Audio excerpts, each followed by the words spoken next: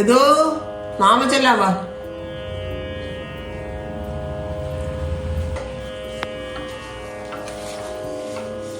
നാമം ചെല്ലാൻ എന്തിനു വയലിൻ പാട്ടാമ്മ മ്യൂസിക് വേണ്ടേ? നാമം ചെല്ലുന്ന സമയത്താ മ്യൂസിക് എടുത്തു മാറ്റിയേ. ഓ ശരി. എന്നാ നമുക്ക് നാമം ചെല്ലാം.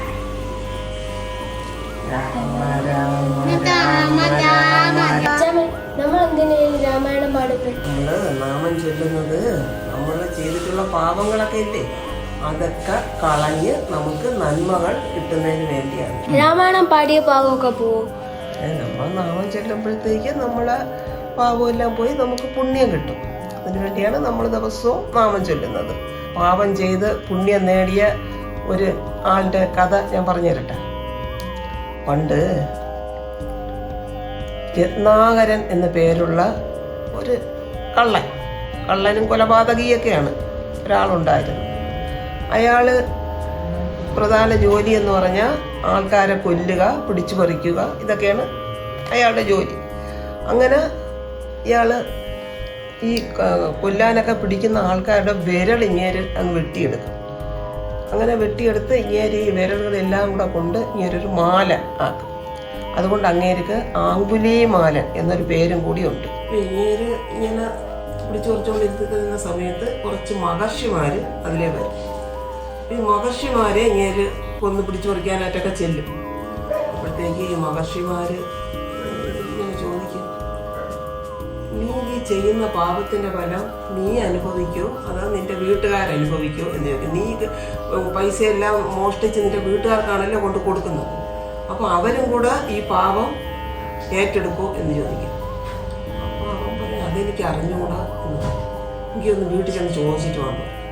അപ്പോൾ വീട്ടിൽ ചെന്ന് ചോദിക്കും, ഞാൻ ഈ പിടിച്ചു പറിച്ചൊക്കെ കൊണ്ടു തരുന്നത് നിങ്ങളും കൂടെയാണല്ലോ വാങ്ങിച്ച് കഴിക്കുകയൊക്കെ ചെയ്യുന്നത്, അപ്പം നിങ്ങൾ ഈ പാപം നിങ്ങളും കൂടി ഏറ്റെടുക്കും എന്ന് ചോദിക്കും.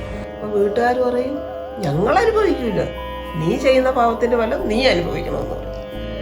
അപ്പം യവനങ്ങ് ഭയങ്കര വിഷമമായി. അങ്ങനെ യവൻ ചെന്ന് ഈ മഹർഷിമാരോട് പറയും, ഞാൻ ചെയ്യുന്ന പാപത്തിൻ്റെ ഫലം ഞാൻ തന്നെ അനുഭവിക്കണമെന്ന് പറയും. അപ്പോൾ ഈ മഹർഷിമാരോട് പറയും, എനിക്ക് ഞാൻ ചെയ്തു പോയി, ഇനി എനിക്ക് ഇതിൽ നിന്ന് മോചനം നേടാൻ ഞാൻ എന്ത് ചെയ്യണം എന്ന് ചോദിക്കുമ്പോൾ മഹർഷിമാരോട്, നീ ദൈവത്തെ പ്രാർത്ഥിക്കുക എന്ന് പറയും. എനിക്ക് ദൈവത്തെ പ്രാർത്ഥിക്കാനും നാമം ചൊല്ലാനും ഒന്നും അറിഞ്ഞുകൂടാ, അത് ഞങ്ങൾ പറഞ്ഞു തരാമെന്ന് പറയും. അങ്ങനെ പറയും, നീ ഈ മരത്തെ ഈ കാണുന്നില്ലേ ഈ മരങ്ങൾ, അപ്പം ആ മരത്തെ നോക്കിയിട്ട് ആ മരം ഈ മരം എന്ന് പറയാൻ നിനക്ക് പറ്റുമല്ലോ. അപ്പം നീ ആ മരത്തിൻ്റെ അടുത്ത് ചെന്നിരുന്ന് തൊഴുതും കൊണ്ട് ആ മരം ഈ മരം ആ മരം ഈ മരം ഇങ്ങനെ പറഞ്ഞുകൊണ്ടിരിക്കാൻ പറയും. അപ്പോൾ ഇവൻ പോയിരുന്ന് ആ മരം ഈ മരം ആ മരം ഈ മരം ഒന്ന് കാലങ്ങളോളം ഇങ്ങനെ പറഞ്ഞിരുന്ന് അവൻ അവിടെ ഇരുന്ന് അങ്ങ് പുറ്റാവും. അങ്ങനെ പുറ്റായി ഇങ്ങനെ ജടയൊക്കെ പിടിച്ച് അപ്പോഴും ഇങ്ങനെ ഞാൻ മരം ഈ മരം എന്ന് പറഞ്ഞുകൊണ്ടിരിക്കുകയാണ്. അങ്ങനെ കാലങ്ങളോളം കഴിഞ്ഞപ്പോഴത്തേക്ക് ഇവന് അങ്ങ് പുറ്റായി, ഭയങ്കര വലിയ ഒരു പുറ്റായി. അപ്പം ഈ പോയ മഹർഷിമാര് കാര്യങ്ങളൊക്കെ കഴിഞ്ഞ് അവരിങ്ങനെ തിരികെ വരുന്ന സമയത്ത് അന്ന് രത്നാകരൻ ഇരുന്ന സ്ഥലത്ത് ഇപ്പം ഭയങ്കര ഒരു പുറ്റ് കാണുന്നു. അപ്പോൾ അവരൊരു ഇവിടെയാണല്ലോ രത്നാകരനെ അന്ന് നമ്മൾ കണ്ടത്, അപ്പോൾ ഇപ്പോൾ അവിടെ ഒരു പുറ്റാണല്ലോ കാണുന്നത്, നമുക്ക് ആ പുറ്റൊന്ന് തട്ടി നോക്കാമെന്ന് പറയും.